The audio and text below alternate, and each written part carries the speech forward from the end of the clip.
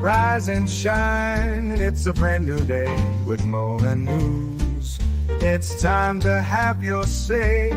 She's got the scoop, the stories, all the latest trends. Mo's got the news, let's hear it.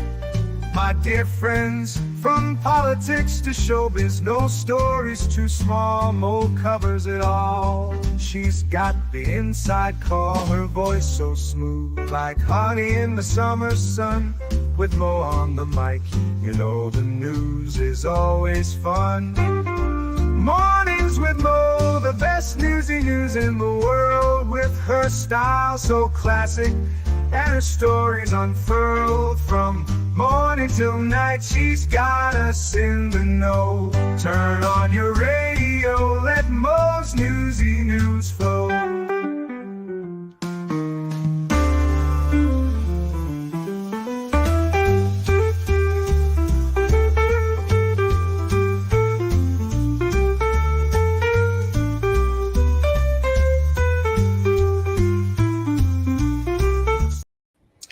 Good morning, everyone. It is the 2nd of September, which means we have a whole 2 months before Halloween, as my boys have reminded me. It's okay, Nanny Goat. Good morning, Wolfram and Nanny Goat and Flash Fan. I am doing just fine this morning, and I hope everyone is having a good, is it Labor Day or Memorial Day? Gosh, I can't remember. I am very sorry. I am not at all patriotic today. No, it's Labor Day. Okay, well, then do whichever labors you would like. Unless it's actual labor, do not recommend without epidural. So, good morning, everyone. Our first story is pretty, well, can we stop saying taking good, or can we stop losing good musicians? And we haven't lost him yet, but seriously.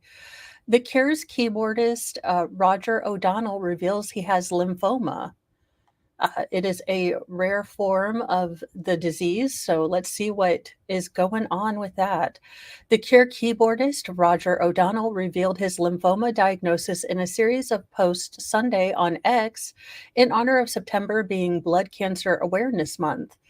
In September last year, I was diagnosed with a very rare and aggressive form of lymphoma, O'Donnell wrote.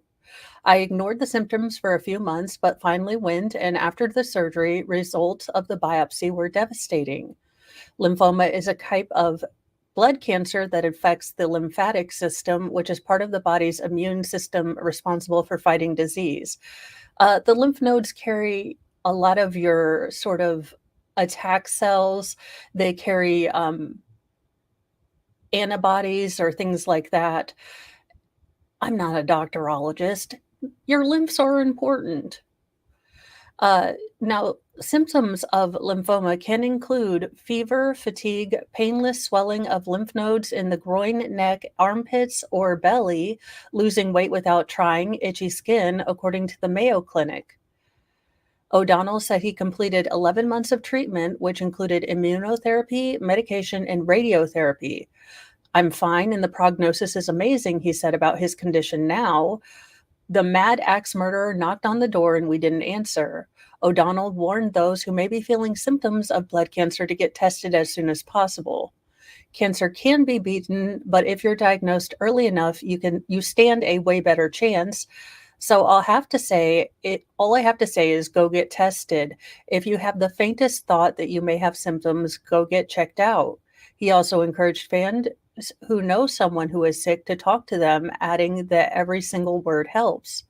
O'Donnell joined the English band The Cure in 1987 and was inducted into the Rock and Roll Hall of Fame with the group in 2019.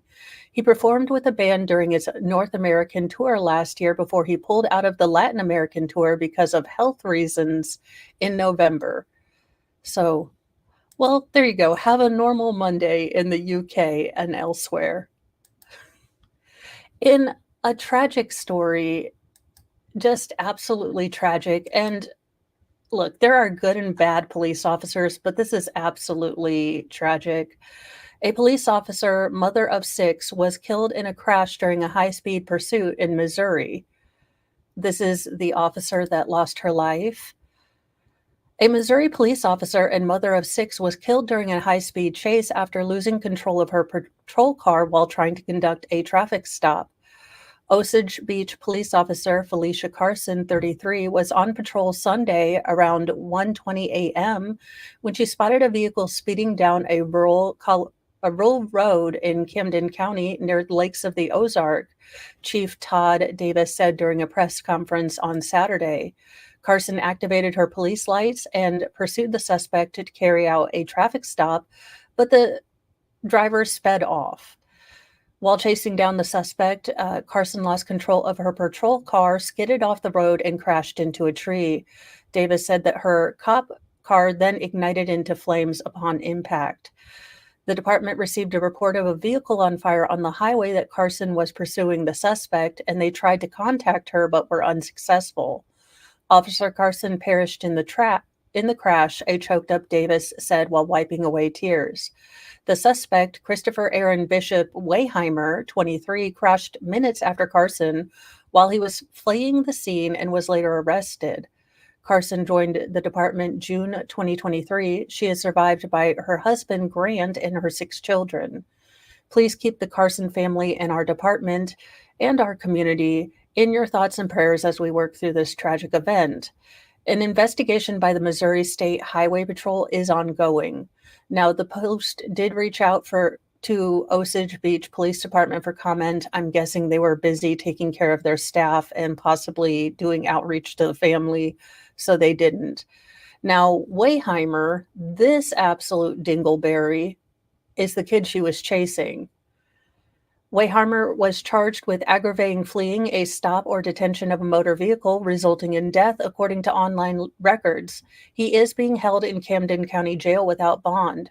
Charges came just days after the state passed the new Valentine's Law.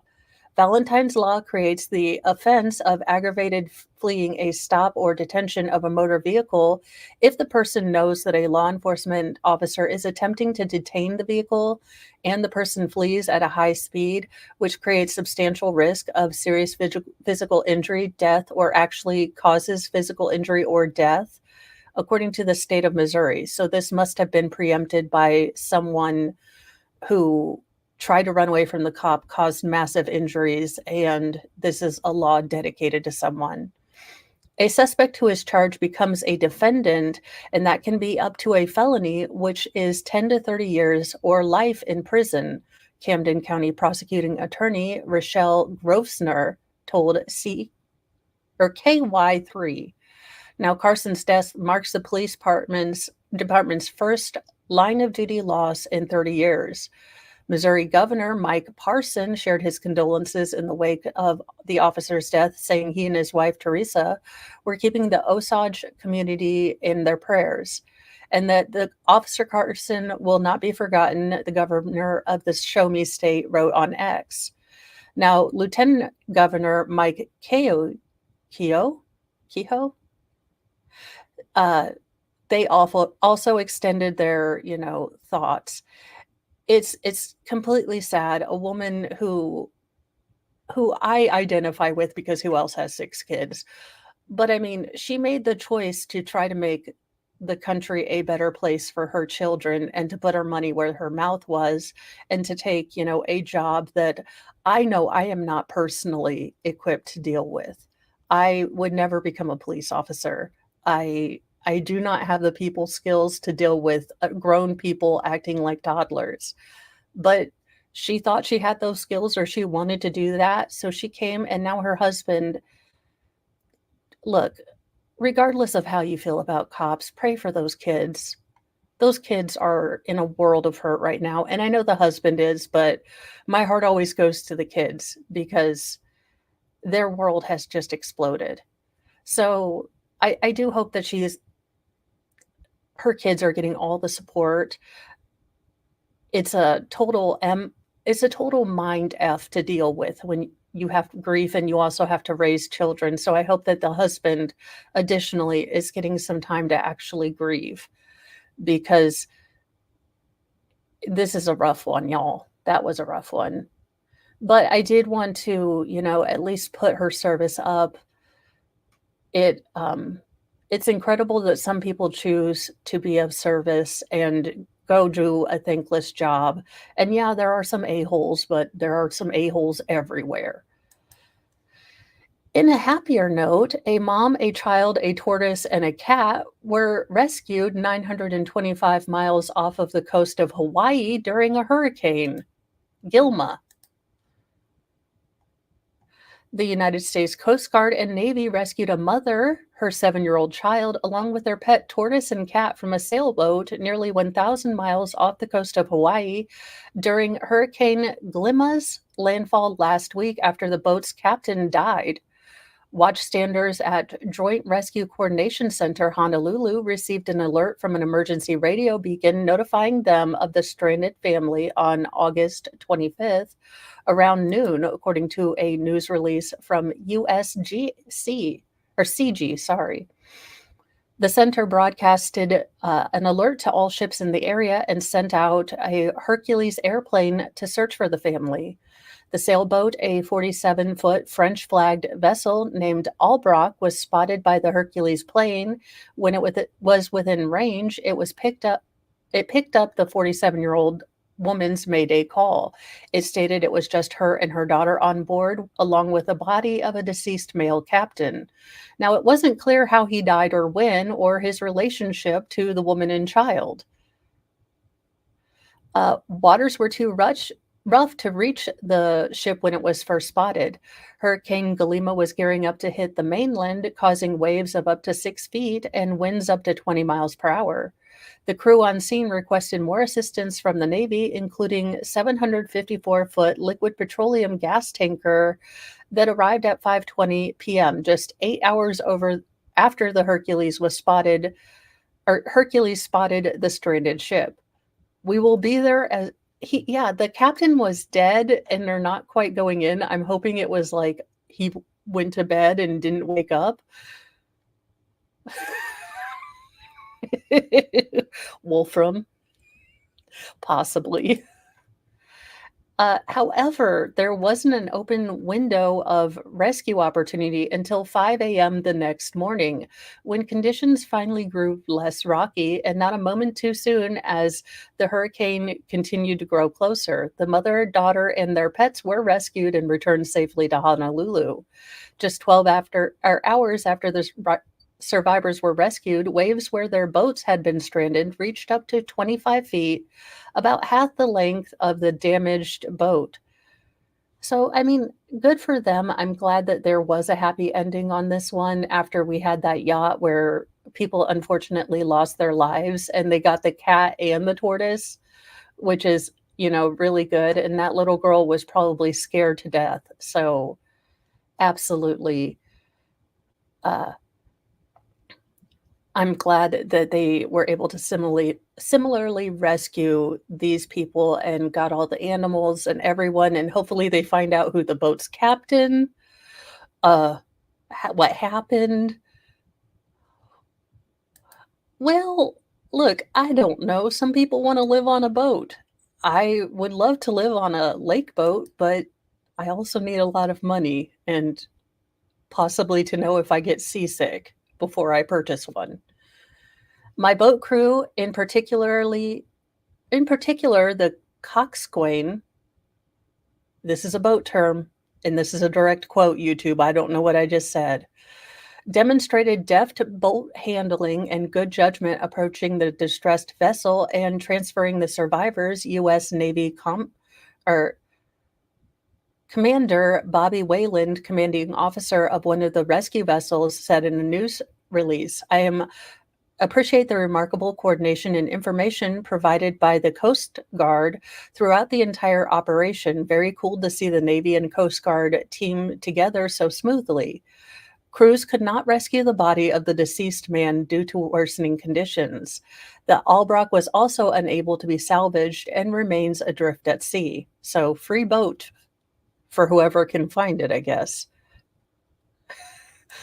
I have no idea. I am confused as to how you get a call like, "Look, our captain is not alive. Also, we're stuck here in the middle of a hurricane."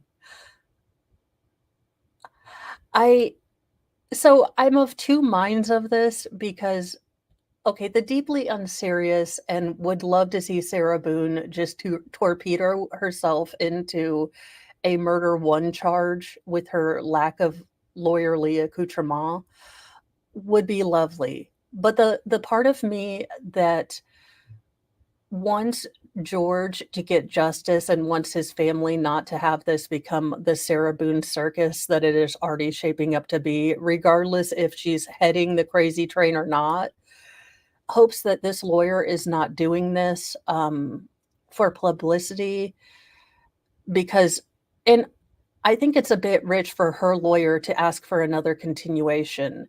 This case has been ongoing for 4 years, 5 years.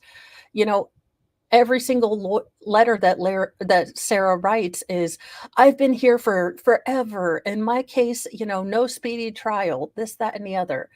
You cannot have it both ways. You cannot have your cake and eat it too, or in the traditional saying of the idiom, "Eat your cake," or "Have your cake and eat it too." It's opposite in the original telling. The only reason I know that is weird esoteric knowledge, and I can't even get that right. What I don't like is the sort of I don't see this lasting. I have a firm case of pattern recognition, and I think that there are plenty of people who look at Sarah and think, "Yeah, I'd be able to deal with her." But until you're getting 24 calls a day and she is dogmatically not listening to any of your legal advice, I think that it's easy to say, "I could handle her," and then, you have just lost the absolute plot. This woman will not be happy until someone looks her dead in the eye and says, "Yes, unintentional does totally mean not guilty. You're free to go." Now, since that will not happen in a rational society, I don't know what she's hoping to achieve. What she should hope to achieve is a plea deal. Let's not put George through, or George's family through that. I read through the autopsy report and it was horrible, some of the injuries he had, and not just light injuries, but deep brain bleeds.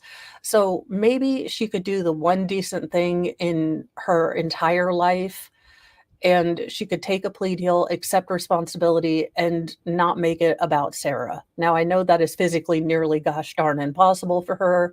I am not holding out any hope, but there you go. I don't think I wanna do Ezra Miller this morning. I've already done disturbing stories. But we have another disturbing story. A celebrity, quote, unquote, "Russian spy whale" spotted with a harness was found dead in Norwegian waters. I I have a couple questions, maybe just all the questions. I didn't know we had trained beluga spy whales. A white beluga named oh, yeah, this is an easy name. I'm just gonna spell it for you guys. I'm gonna go with Vladimir. I don't know why they put the H in the front of it. Vladimir? Is that so you can get the back of your throat thing that Baker has to do for Danish? Just sounds like you're okay. We're just gonna go with not Free Will, no, Vladimir, was first spotted in Norway, not far off of Russian waters, with a harness that ignited rumors that he might be a Moscow spy. Unfortunately, they have found the animal passed away. Norwegian public broadcaster NRK reported that a whale carcass was found floating in Risvika Bay in southern Norway Saturday by a father and son who were fishing. The beluga, named by combining the Norwegian word for whale, val, and Russian President Putin's first name, Vladimir, was lifted out of the water with a crane and taken to a nearby harbor where experts will examine it. Can you imagine being that animal control officer? "Well, Sven, we've got a big job for you." "Oh, is this Mrs. Farner's cat? He is huge." Just 80-pound cat, giant. This guy, I think he's, no, you're going to be dissecting a beluga whale at the harbor. I recommend trash bags. Unfortunately, we found Vladimir floating in the sea. He has passed away, but it's not immediately clear what the cause of death is. Marine biologist Sebastian Strand told NRK, adding that no major external injuries were visible on the animal. Now, Strand, who had monitored Vladimir's adventures for the past 3 years on behalf of Norway-based Marine Mind nonprofit organization, said he was deeply affected by the whale's sudden death. It's absolutely horrible, Strand said. He was apparently in good condition as of Friday, so we have to figure out what might have happened here. The 4.2 meter or 14-foot long in freedom units whale also weighs about 2,700 pounds, was first spotted by fishermen near the northern island of Ingyoga, not far from the Arctic city of Hammerfest in April 2019, wearing a harness and what appeared to be a mount for a small camera and a buckle marked with the text, Equipment St. Petersburg. They done strapped a GoPro to a whale? I thought you guys had nuclear subs. I mean, am I wrong here? Have I been confused? Oh my God, audio coffee. This means that we're finally going to get sharks with freaking laser beams on their heads. You know what? I'm liking this timeline. Now, this sparked allegations that the beluga was a spy whale, and experts have said that the Russian Navy is known to have trained whales for military purposes. So they had their own free willy. Instead of Elijah Wood telling him to jump over the pier, it was like, go attack Norway. What in the actual hell? Over the years, the beluga has been seen in several Norwegian coastal towns, and it quickly became clear that he was very tame and enjoyed playing with people. That's the trick, you guys. They made him uber friendly, so you're just like patting the little beluga whale. You're like, I love you. You're so cool. And they're like, yeah, here in Norway, we're just a cool people. You should stay here. NGO Marine Mind said on its site that Vladimir was very interested in people and responded to hand signals. You guys, there is a reason that Umbrella made their bioweapons resemble small children that are cute, because you are more likely in a sort of hostile situation to take in a random child and bring that virus into your community. I think we have picked a really cool whale, and that's how they get in. Then he tells all of his other whale spy friends where they are. Nanny, I have no idea. You would think after 3 years, someone would have taken, an X-Acto or a pair of safety scissors and cut it off of this whale, because that can't be comfortable. How would you like to wear a bra for 3 years? Absolutely. Justice for Vladimir. He had to wear a freaking bra for 3 years and no opposable thumbs to get the rat butt off.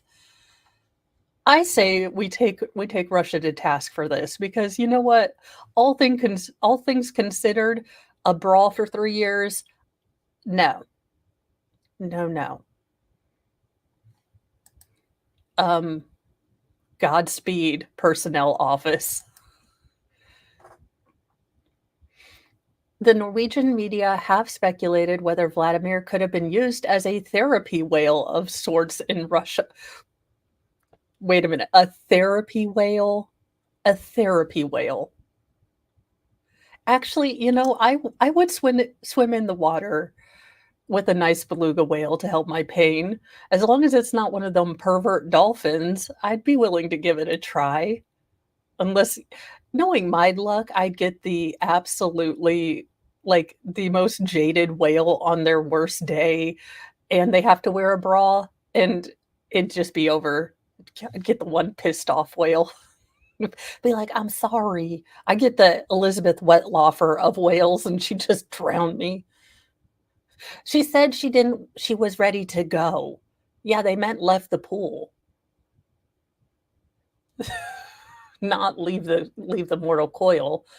Well, Boeing just continues to have a good year. It is nothing but gangbusters and looking on up for Boeing. I almost feel sorry for Boeing, but then I don't ever. Apparently, NASA astronauts that are stuck in space report strange noises coming from the troubled Starliner capsule. Okay, I know I have taken a deep dive into alien lore, but that has a hugger in it that has an ovomorph in it right now. Do not go in there. I don't care what strange noises you find. Do not go in there. There is obviously, this is part of Weyland Yutani. They just renamed themselves as Boeing, and it's a xenomorph. I would not put this past this timeline, okay?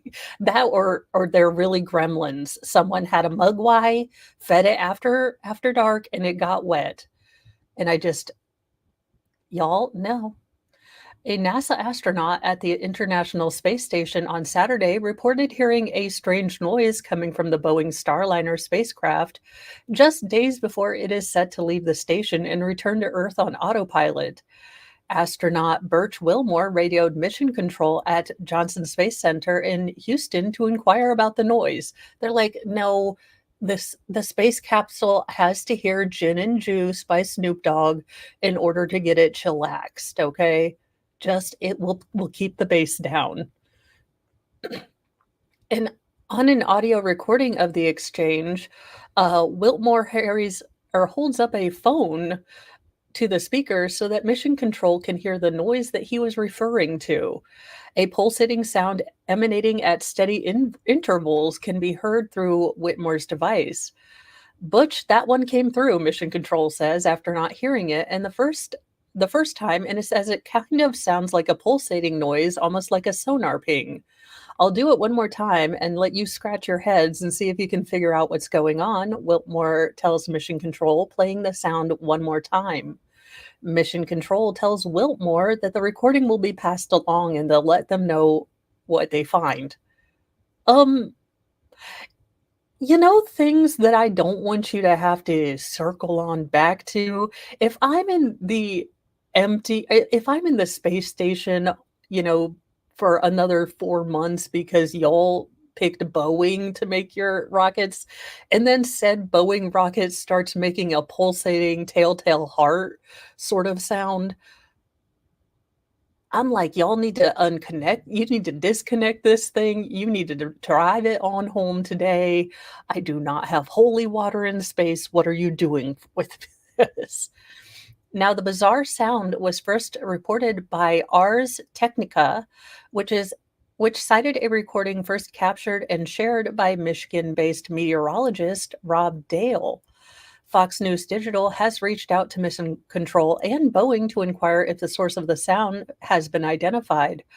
Starliner is slated to undock from the International Space Station empty and return home to touch down in the New Mexico desert.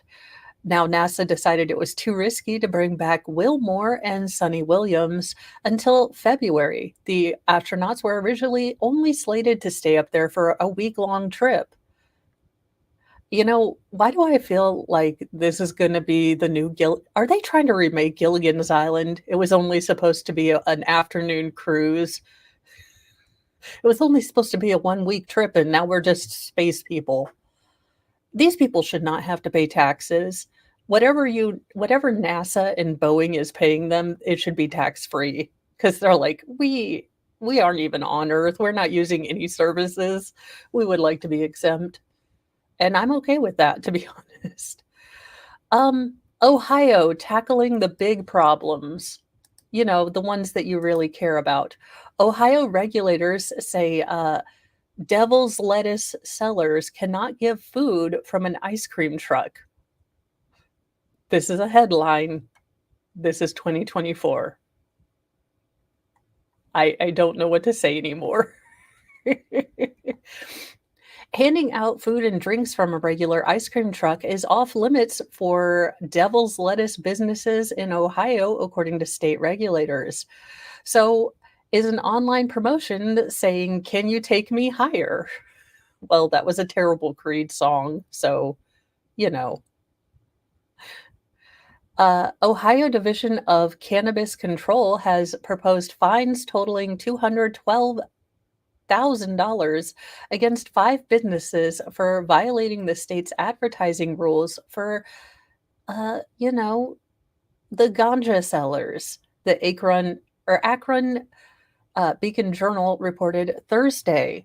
And let me get those. Iron Rabbit has gifted 5 memberships, and those went to Chris Mullen, Stacy, Trina, Marlena Mars, and Stacy G. Welcome to the Church of Mo. We have dark chocolate sarcasm and no recorders or glockenspiels, which if you need a good glockenspiel, though, there is one on sale on Amazon for Labor Day. I have no idea why, but thank you so much. And let me get those going, or let me get those at the end of the show so I can keep going because we've got all the news. But thank you so much. Absolutely. Most of the fines involved promotions this summer ahead of August 6th, beginning of recreational funny kale sales in the state. Some violations involved using signs that were too large or not approved by the state. The largest proposed fine of $150,000 was issued to Greenleaf Apothecaries, which operates dispensaries in Akron, Canton, Cleveland, Columbus, and Wickliffe. Now, this is not the Canton of Massachusetts, so I think only some of the state troopers will be driving high, allegedly. But it is named Canton, so I would check that before you go, rent an Airbnb there. State regulators said the violations were related to giving out food and beverages from an ice cream truck, advertising free ice cream on social media, and using a sign that was not attached to the dispensary. Greenleaf's Apothecaries have said in a statement it takes rules seriously and hopes to reach a resolution with the state. So there you go. Ohio solving the world's really, really scary problems. And, I just did a good cop story, so let's balance it out with what is going on in New Jersey? A New Jersey sunbather was run over by a local cop as she lay on a towel at a popular beach, and people were just screaming. Now, I have a couple of questions as to she is laying on a beach. Now, if she was laying on a sidewalk or a road, Mike could understand it, but were you just doing a Baywatch, like, ride down the surf and didn't seem to notice a brightly colored beach towel? I have never seen a neutral beach towel. Those things are bright and neon. So I'm confused. A sunbather was run over by a cop in a pickup truck on the sand in Wildwood, New Jersey, and remained under the vehicle until Good Samaritans could lift it off of her. Forward, or ideally forward, not back, but I didn't think that I didn't think that this was a brain teaser as to how you would get someone out from under a car. The unidentified on-duty officer from Wildwood Police Department was responding to a call near Rio Grande Avenue on 3:30 p.m. Wednesday when he ran over the torso of a woman who was laying on a towel. Wildwood Police Chief Joseph Murray told the press of Atlantic City. Now, bystanders immediately ran to get her aid, with some digging in the sand as others worked to lift the front end of the Ford F-150 off of her. They were the ones that sprung into action, witness Rose Simone said. A bunch of guys came around that were in the area, and they said, "We have to lift the front of the truck, get her out." Simone said the woman had been wearing dark clothes and sitting on a towel with a man before the incident. He was swimming when the truck ran her over. People were just screaming, "You hit someone, someone's under your truck, stop," Simone continued. Everyone just gathered around the area, and the cop jumps out of his truck. Another onlooker, Ryan Courts told Wildwood Video Archive the Wildwood officer ran this lady over on the beach while he was swerving in and out of the beach way too close. Citizens had to scream at the truck to stop, and they had to gather to lift the vehicle off the woman's torso. It was truly horrible. No one understands why the cop was driving on a crowded beach so close to where everyone was. The victim is expected to survive, but with serious injuries such as several broken ribs, 3 broken vertebrae, and an unspecified lung injury. I w I don't how do you miss a person? I mean, and she was wearing black. It's not like you're on a black sand beach. As an officer, I hope that you have, like, more than acute levels of situational awareness. And I'm absolutely with you, Jedi Jess. Why do I have a feeling this is close enough to Canton, Massachusetts that we'll never learn this police officer's name? Yes, the officer should have been identified. You did not pay attention. Again, we hold you to a higher standard because you have stepped up and said, "Yes, I would like to be the arbiter of the law, therefore I have to be held to a higher standard." First responders put the wounded woman on a backboard and shuffled her to a waiting ambulance, Simone said. Investigators worked the scene for about an hour afterwards, she added. Murphy said that the officer is usually assigned to the beach. The chief didn't identify the victim or the officer, but said the department's Internal Affairs Bureau will look into the incident. On Sunday, department rep deferred questions to the Cape May County Prosecutor's Office, saying it was handling the probe. Now, a representative for the prosecutor's office told the Post that the agency was not, in fact, investigating the incident and referred questions back to Wildwood. Well, isn't that special? No, we're not investigating. Go ask the police. We're not investigating. Go ask the prosecutor. Well, isn't that special? Can someone investigate this? I mean, where is Robert Stack? If he's still alive and kicking, I would like him to start investigating police officers. I need unsolved mysteries of the unscrupulous kind. It's strange when your roommate is an ex-Playboy model who unalived a doctor after he stopped serving as her sugar daddy. Have better friends. A former Playboy and Maxim model is currently serving 10 to 25 years in Nevada State Prison over her role in the death of a prominent child psychiatrist found stuffed in the trunk of her car near Las Vegas. Kelsey Turner, 31, was the impetus for the death of 71-year-old Dr. Thomas Burchard, her one-time so-called sugar daddy.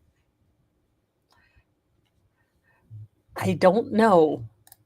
Do they even sell magazines anymore? Are magazines? I don't know.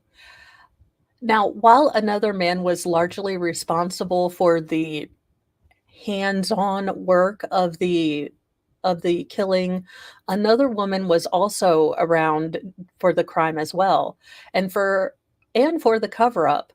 And then the post-kill escape, however brief, to California. According to Clark County prosecutors, Turner and her then boyfriend, John Logan Kingson, 32, pummeled the doctor to death, basically following a knockdown, drag-out argument, and then left his body in the trunk of Turner's car on the outskirts of Lake Mead. Kennison previously pled guilty and was sentenced to 18 to 45 years in prison. A former roommate of the couple, Diana Nicole Pena, was initially charged with murder in the case, but pled guilty to one charge of accessory to murder in June 2019, insisting she had nothing to do with the bludgeoning itself. She later served as a key witness.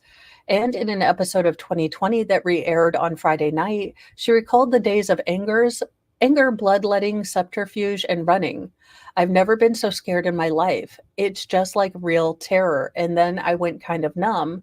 Pena told NBC or ABC News about the surreal events of March 1st, 2019. I just turned around and started washing dishes because that's the only thing I could do to calm down. Pena told law enforcement that Turner and Bouchard got into an altercation with Turner and became upset about photos and messages on the doctor's phone, according to Las Vegas NBC affiliate KSNV. She saw some stuff that she didn't like, the witness elaborated in comments to ABC News. Messages between her mom and Dr. Bouchard talking about maybe taking away her children. Then Pena said she saw Kennison raise a bat, but did not see it connect with the victim. The roommate suggested Turner egged the violence on, and prosecutors agreed. Pena also said she later saw Kennison wrestling with the doctor and that she was told to go upstairs and help clean the scene of the crime after the fact. I just started screaming at them to stop and calm down, she said. The witnesses says that she told the couple to take the injured man to the hospital, and then then he asked her for his jacket. He said, "You know they're going to unalive me," Pena added. By the end of the day, Bouchard would be obviously dead. But not with a bat. They used a force multiplier, prosecutors said. Turner was the first to be arrested in March of 2019, followed by Kennison the next month, and Pena turned herself into police after initially accompanying the couple to the Golden State after the murder. According to Las Vegas Metropolitan Police Department, Bouchard and Turner had a relationship with the older man whereby he paid the rent on the home that she shared with her mother in Salinas, California. But eventually the rent checks stopped coming, and then the payments started up again. At the time of his death, Bouchard had paid rent on the Sid City house where Turner and Kennison and Pena lived. Judy Earp, Bouchard's girlfriend for more than 17 years, said her then partner spent up to $300,000 on the model over several years and described Turner as evil as Charles Manson in comments to the Las Vegas ABC affiliate KTNV. The last conversation I had with him, he had to go to Vegas to check things out because she was a compulsive liar, the grieving woman told the TV station. Earp first reported Bouchard missing when he failed to get off a flight returning from Las Vegas in March 2019. Days later, he was found inside the trunk of Turner's blue Mercedes-Benz C300. Now, the car was located on Nevada State Route 147 and was reported to authorities by a man driving through the area with his children because it was parked alone with a rock thrown through the window. Investigators inventoried the car. However, the psychiatrist's body was found stuffed in the trunk. Now, Bouchard was a well-known child psychologist, and he often entertained his patients with magic tricks. After 40 years, he went on semi-retirement by switching to a 4-day work week, so his patients could still have the care he needed. He often sent money to women he met online. Okay, sir. Yeah, it does sound like the roommate was more intimidated and scared. Now, in November 2022, Turner turned in an Alfred plea on one charge of murder in the second degree in exchange for a guaranteed parole eligibility after 10 years behind bars. An Alfred plea allows a criminal defendant to maintain their innocence on the facts of allegation while simultaneously accepting that the state's evidence would likely convince a judge or jury of their guilt beyond a reasonable doubt. Yeah, I think that Pena and the fact that she worked as a witness, I don't know what I would do if I just saw, someone I lived with unalive, someone right in my face, and they have a large boyfriend who has shown no compunction about using violence and they want me to do something. I don't know that I would not just comply to stay alive, or if I would freeze up. Or knowing my smart mouth, I'd be like, you understand that makes me an accessory after the fact. That will be a no, friendo. Because my mouth likes to pop off at the worst times.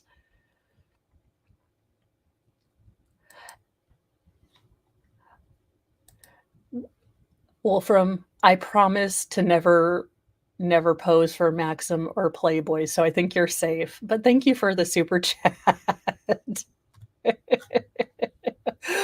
Wolfram, I appreciate it greatly. Our next story, well, I don't know who thought that they were going to get away with this, but I have never laughed harder than when, I don't know, karma hits the right people. And how did you think you were going to get away with this? Anyone who hasn't been living under a rock knows that there was a Chase Bank glitch, and many people tried to exploit it and film themselves exploiting it. Like, I got free money. And I was like, that's not how any of this works. Then we're shocked when the bank was like, yeah, that's not free money. Life comes at you fast. I mean, why the hell did you steal $38,000 and then not expect that the bank was going to be like, no, we'll give you a mulligan. It'll be fine. A new TikTok trend has people posting their attempts to exploit a glitch in Chase's bank ATMs that offers infinite free money, quickly learning that it's a bank and that's not how any of this works. And bank robbery, fraud is still a crime. Experts say the glitch videos look an awful lot like check fraud, one of the oldest scams in the book. Videos urging customers at the bank to take advantage of the glitch quickly took off online. Now, let me give you guys a little semi-laytrobe legal advice, though take with your own personal moral convictions. If someone on TikTok is telling you to do a crime, don't. I didn't think these were things that I'd have to say as the more you know, like one of those after school specials. But yeah, FAFO, Ninigo, you're right. Now, the videos would basically, what you would do is write yourself a fake check, for however much money you say you're going to deposit. And then they would credit the sham deposits and give the people the money before the checks cleared. Free legal advice. Don't. Pretty much. Now, one video showed people lined up outside Chase locations in New York City, allegedly looking to take advantage of the viral glitch to get free money. No. But Chase quickly fixed the bug and is now clawing back any money that was doled out to people who didn't deserve it. A spokesperson for Chase Bank told the Post that consumers should be skeptical, and if something seems too good to be true, it likely is. We are aware of this incident, and it has been addressed, regardless of what you see online. Depositing a fraudulent check and withdrawing the funds from your account is fraud, plain and simple, the spokesperson added. People who took advantage of the glitch were soon reporting that their accounts had been locked and were hit with massive negative balances. One user posted his deduction labels ATM deposit error totaling nearly $40,000.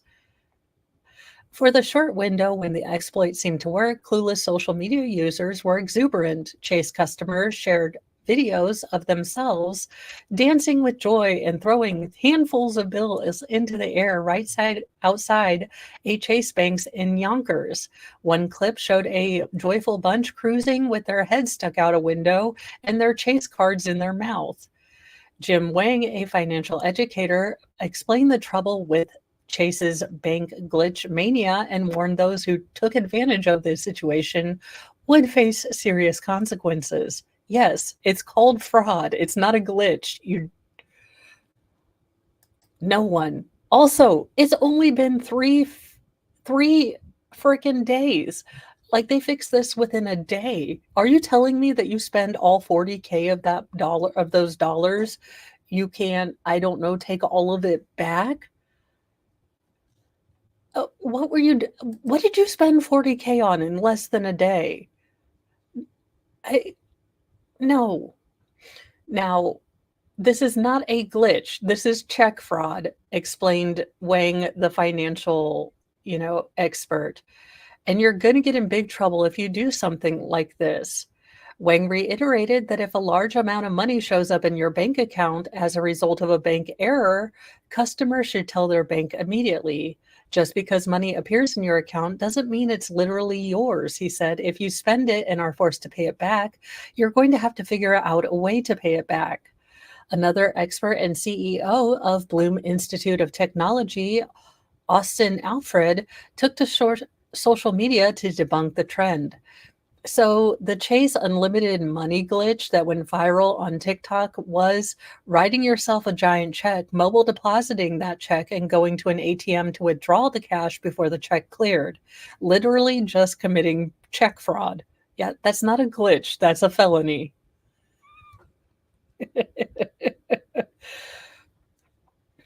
Good Lord. And everyone's going to be real confused, like, they are treating us so mean. No, you committed check fraud, and I hope you like Gen Pop. Now, this is a pretty serious story, and there have been several attacks, and Turkey has a large wild dog population, and these are not smaller dogs. These are fairly large, bigger, I'd say fry-sized dogs. So after several well-publicized attacks by these packs of stray dogs, and this is a big problem. I mean, they become feral, they will attack wildlife, people, other dogs, domesticated dogs. So this is a problem. And the government has proposed to start rounding up these sort of street dogs and putting them into shelters. Now, what some people have decided to take the law into their hand. They're tired of it, and scenes that I can only be described as the most heartless and inhumane way to deal with animals have populated over places and stories about this. But I do hope that they figure out something, because you cannot have packs of wild feral dogs. They are dangerous, but also do not take the law into your own hand. Don't be mean to dogs. There is a way that things can be done humanely, and Istanbul was like, nah. Thousands of demonstrators gathered in Istanbul on Sunday to protest recent legislation that critics say is leading to the unaliving of stray dogs across Turkey. Now, last month, legislators approved a new law aimed at removing millions of stray dogs from Turkish city streets, citing safety concerns. Animal lovers fear that it will lead to widespread culling or dogs ending up in disease-ridden and understaffed, overcrowded shelters. President Recep Tayyip Erdogan, look, I'm not ever going to Turkey, so I think even though I butchered that name, I'll be okay, said the law is necessary to deal with the country's stray dog problem.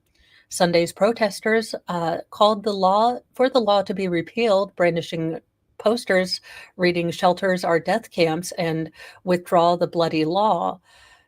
We want this law to be withdrawn immediately, protester Hassan, we'll just call him Hassan, 64, told the Associated Press. The stray dogs are living beings just like us. They are here because we are against them being annihilated. Yes, but there can be a happy medium between let's spay, neuter, and try to socialize some of these dog packs, maybe make a reserve for, former street dogs. And the fear that your child's going to be out one day walking, say, with the Turkish equivalent of a hot dog and get attacked by this wild band of, dogs. You can't just let this go on. You can't let this continue. There have been several deaths. It is, ridiculous. Now, there were also counter protesters, a 55-year-old person who says that she supports the law proposed.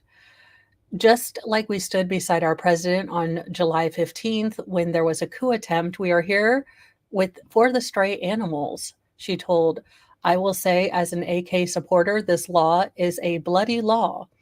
Now, the main opposition to the Republican People's Party moved to repeal the law in the Constitutional Court less than 2 weeks after it was placed. The government estimates that there are around 4 million stray dogs that roam Turkey's streets and rural areas. And although most are harmless, several people, including children, have been attacked. And this is okay, this is propaganda. I am sorry, but there is a big difference between, running into a puppy, a little baby puppy. I see the puppy pictures. I get it. And a snarling dog who is aggressive about food, and a pack of wild dogs that are aggressive with food. Why can't we ever think of common sense? Why do people have to protest instead of like just, hey, you know what? Maybe we can think of a commonsensical way to do this. And everyone's like, no, my feelings. Yes, there are going to have to be hard decisions made. There are dogs that cannot be socialized, that will be dangerous, that should be humanely, with dignity, you know, put down. Unfortunate. It's a sad thing, but or at least I don't have the knowledge to untrain hostile aggressiveness from dogs. And I don't know if it can actually be done if they're raised feral on the streets. I don't know. Now, a report released by Safe Streets and the Defense of Right to Life Association, an organization campaigning for the removal of all stray dogs from the street, says that 65 people have died in street dog related attacks since 2022. So in 2 years, 65 people. Now, new legislation requires municipalities to collect stray dogs, house them in shelters to be vaccinated, neutered, and spayed before making them available for adoption. Dogs that are in pain, terminally ill, or pose a health risk to humans will be euthanized. The initial draft bill included cats, but the article was changed after public outcry. However, many question where the cash-strapped municipalities are going to find the money to build the necessary extra shelters required. Animal rights activists worry that some municipalities might kill dogs on the pretext that they are ill rather than allocate resources to shelter them. Hey, all you people that are protesting this law, you could have bake sales, you could have fundraisers, you could make a community project about getting safe shelters, you could volunteer at a shelter. I mean, I understand that you're doing your very most and best, greatest slacktivism and poster carrying, but if you would really like to change this, if you are really worried about your local town not having enough resources for the shelter, then absolutely you could go and volunteer and do something useful. But far be it from me to tell you, Turkey, how to do your thing. In the most terrifying headline for Mo personally, Gen Z is ditching the love glove. The love glove. Condoms are on an alarming decline in contraceptive use. Well, I'm sending some girls to a nunnery and some boys to a monkery, and we're not dealing with this problem. The World Health Organization has issued a warning about an alarming decline in personal protective use among adolescents that is expected to lead to a long list of consequences, including higher STI rates and increased healthcare costs. A recent study found that almost 1/3 of 15-year-olds reported using neither the pill or a wrapper the last time that they were sexually active. You guys, I'm sorry. I have to go see if there's a convent in rural Indiana. I'll be right back. No. No. Jesus, no. I don't need to hear this. If they did use a form of contraception, they were less likely to use a glove than a pill. Condom use among sexually active adolescents has declined significantly over the past decade. Teens from poorer or low affluent families were more likely to have reported not using one. Oh, I call absolute random and stupid BS. You can go to Planned Parenthood and get like handfuls. They're handing them out like you are the one kid that emptied the entire bucket when it said take one free, from Halloween. Stop it. Stop it now. Condom use among girls, which I don't. Okay, I guess female was lowest in Albania and highest in Serbia. So in Albania, it was 24%, and in Serbia, it was 81%. For boys, the lowest rate was found in Sweden, Nicholas, 43%, while the highest rate was in Switzerland, 77%. However, experts warn that the worrying trend of unprotected smexy time among school-age students that were surveyed seems to be a pervasive issue across Europe, and I'm guessing America is just the same. This has put a concerning amount of young people at significant risk for STIs and unplanned pregnancies. The issue will likely have far reaching consequences, including the rise of unintended pregnancies, unsafe terminations, and increased risks of STIs across the continent. Okay, well, this is Europe.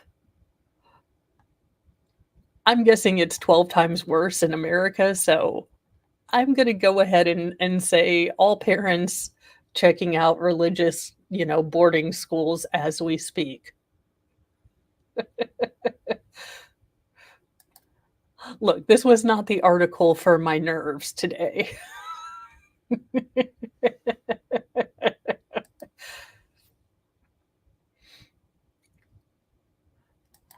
Okay, we need to stop. We need to stop this. Parents are naming their newborns after this TikTok trend, and it has sparked a debate. I would genuinely cry. What in the name of all God? You did not name your baby Demure. I will.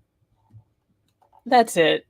This needs to be this needs to be an automatic CPS report.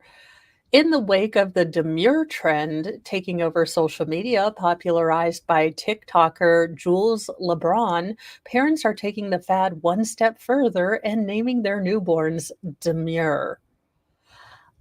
I don't quite know.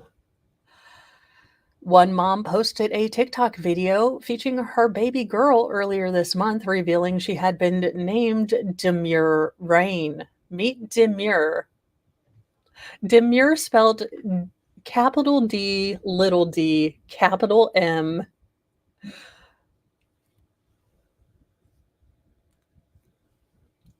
Are we in idiocracy now? Do I need to know? I need to, what? Why? Meet Demure, mom wrote on the caption. How she not crying? Very sweet, very cutesy, very demure. Humanity, we had a good shot. Let's hope that the cockroaches take over and we they do better. They do better.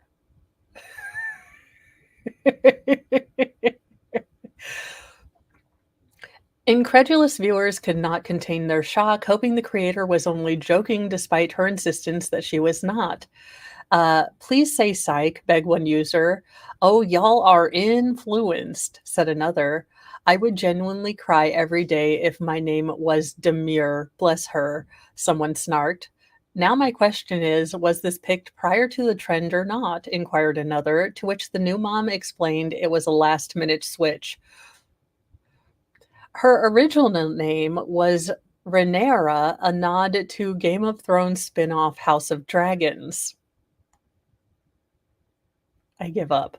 Meanwhile, others thought that the name was cute. Demure is actually a pretty name. Can I name my next kid Silence? Tranquility. Tranquility Mo. Oh. And okay, that is that is a choice. She isn't the only one. Another mom joked to have her named, or oh my god, joked that her name was gonna be named her baby was going to be named Demure with capital D, little e, apostrophe, capital Mer, dynasty. But she changed the middle name to Gray, so it's Demure Gray, first of the generation. Jesus, Mary and Joseph. This is how we get final form Jesus. Y'all, I don't wanna be responsible for not being a good enough Christian to get to the rapture. What are we doing here? Lord. And finally, as promised, we did have another nudist story, and who would I be to not end on this? A married couple and dog suddenly disappear from a nudist ranch without any belongings they never would have left home. Well, but if you're a nudist and you don't have pockets, do you always just kind of leave without your stuff? I mean, I'm not trying to be tootsie, but I mean, you don't have pockets. If you're a nudist, are you allowed to carry a purse? Or is it can you have, like, really, really reform nudists and they are orthodox and they're like, "No socks, no shoes, we don't do boots around here, or hats," or are there, like, more, sort of reform nudists who are like, "You can have socks and shoes, but we would prefer you be nude." I don't know. Police in California have arrested a man they say is behind the disappearance of a married couple and their little dog living in a community for nudists. Also, how do you carry concealed if you're nudist? Just asking for a friend, not really sure I want the answer right now. The Redlands Police Department announced Friday that Michael Royce Sparks, 62, was arrested for murder in connection with the disappearance of Daniel Menard and Stephanie Menard, 79 and 73 respectively. The Menards were seen last at their residence around 10 a.m. on August the 24th, 2024, police said. Their car was found unlocked down the road from their home that same day. Stephanie Menard's purse was found in the home, as well as both of the couple's cell phones. Police noted that the Menard's dog, a small white Shih Tzu named Cuddles, is also missing. The couple lived in Colton, California at Olive Dell Ranch, an RV park that bills itself as favorite nudist resort for families and families. Wait a minute. I am totally okay if you as an adult would like to be a nudist. I am not sure how I feel about family nudist colony. And look, blame my deeply, deeply ingrained Catholic guilt and, original sin, but no. Now, the Menards were not likely to have walked off on their own.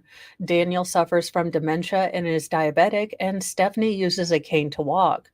So there's no way that Stephanie or Dan would have walked away from that car, a friend, Tammy Wilkerson, told Los Angeles ABC affiliate KABC. She has a cane. It was at her home, her purse and their cell phones, things that they would have never left at home were left.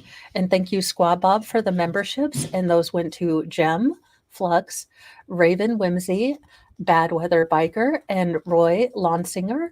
And you have all become members of the Church of Mo. We have Dark Sarcasm, Dark Chocolate, and, well, gallows humor. But please keep your recorder at home. And I'm not talking about your digital recorder. I'm talking about that plastic, audio assault weapon that is fourth grade recitals and hot cross buns. A short time ago, after trying for several hours to unsuccessfully contact the subjects with no response, a Police used a Tacticat from Riverside County Sheriff's Department to breach the subject's home and conduct a search using remote video equipment. No one has been located, the statement added. Now, they went and they done bulldozed Sparks' home, so I guess they probably found some sort of evidence to link him to this case. Otherwise, they wouldn't have bearcatted his home, at least hopefully. Now, the friends of the Menards said the couple was part of a lawsuit against the ranch and had been facing harassment and worried that it might be linked to the disappearance. According to the San Bernardino Sheriff's Office, Sparks is being held without bond at West Valley Detention Center, and he has a court appearance scheduled for tomorrow. Yeah, you can become a recovering Catholic, but you never get rid of the guilt. I am on my 13th step. I've become non-denominational Christian, and I'm still like, maybe I should go to confession. When I'm eating meat on a Friday and I'm just looking around to see if anyone else notices. Anywho, I hope you guys have a great holiday. I will be trying to get some newsy nuggets out, but I am going to be very real with you. Mr. Mo wants to work on my new door. So, that means they haven't said anything else about the dog. I hope the dog is okay, which kind of makes me feel bad that I'm like, well, I hope the people are okay, but it seems fairly clear that the people are no longer okay. So I would hope that the dog is still okay. No, it wasn't. And also, okay, I'm going to rant about this 1 second. Okay, when you are in middle school and you have Father What a Waste, I mean, what is a 25-year-old man doing becoming a priest? He could surely have gotten married. What a waste. That's what I called him, Father What a Waste, which was probably why I wasn't a great student at Catholic school. Who knew I had a mouth?